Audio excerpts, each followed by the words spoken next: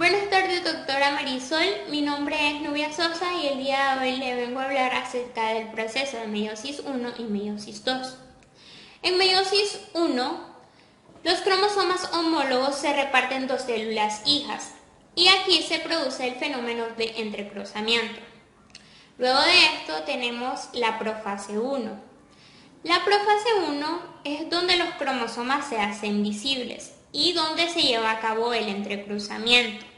El nucleolo desaparece y se forma el huso meiótico y la membrana celular nuclear también desaparece.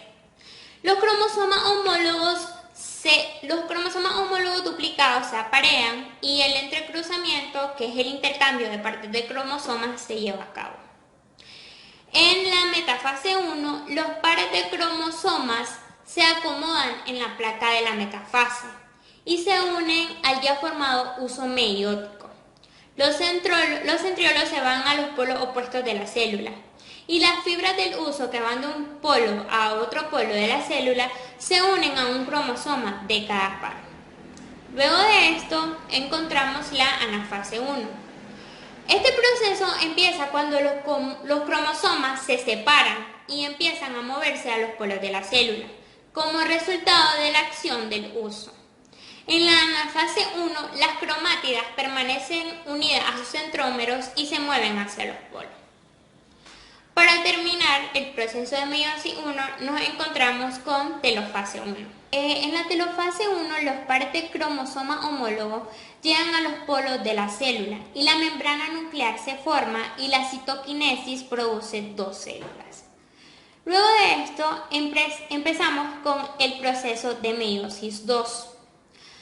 En meiosis 2, al igual que en mitosis, cada cromátida migra hacia un polo y el resultado de esto son 4 células hijas haploides. En este proceso tenemos profase 2.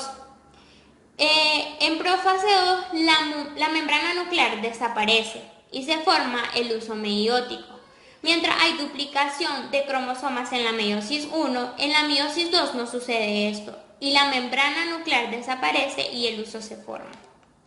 Luego de esto tenemos la metafase 2. En la metafase 2 los cromosomas se acomodan en la placa ecuatorial de la metafase, parecido a como sucede en la mitosis.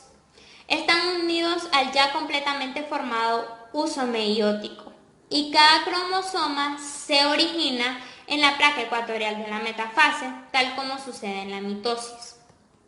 Luego de esto nos encontramos con lo que es la anafase 2, donde los centrómeros se separan y las cromátidas hijas, ahora cromosomas individuales, se mueven hacia los polos opuestos de la célula.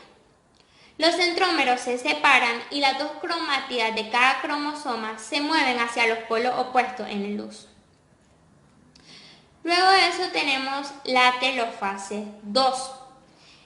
La telofase 2 es una membrana nuclear que se forma alrededor de cada juego de cromosomas y de la citoquinesis, que es la que se lleva a cabo, produciendo 4 células hijas, cada una con un juego haploide de cromosomas. La membrana nuclear se forma alrededor de cada juego de cromosomas. A continuación les mostraré una imagen y les voy a explicar qué relación tiene la meiosis con la fertilidad. La meiosis es el tipo de división celular que se lleva a cabo para producir las células sexuales correctamente. Esta división ocurre principalmente en dos fases, que anteriormente, que es la meiosis 1 y la meiosis 2, y ambas son fundamentales en la gametogénesis. Las células somáticas, es decir, las células de todo nuestro cuerpo, excepto las sexuales, tienen la información duplicada, son células diploides. El número de pares de cromosomas es característico de cada especie. En el caso de los humanos, todas las células somáticas tienen 23 pares de cromosomas, uno de los cuales es el par de cromosomas sexuales XX en la mujer y XY en el hombre.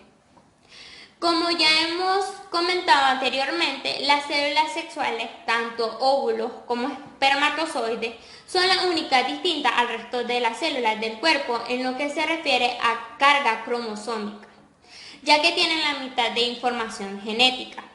El proceso por el que se produce la reducción de la información de gametos se denomina como meiosis.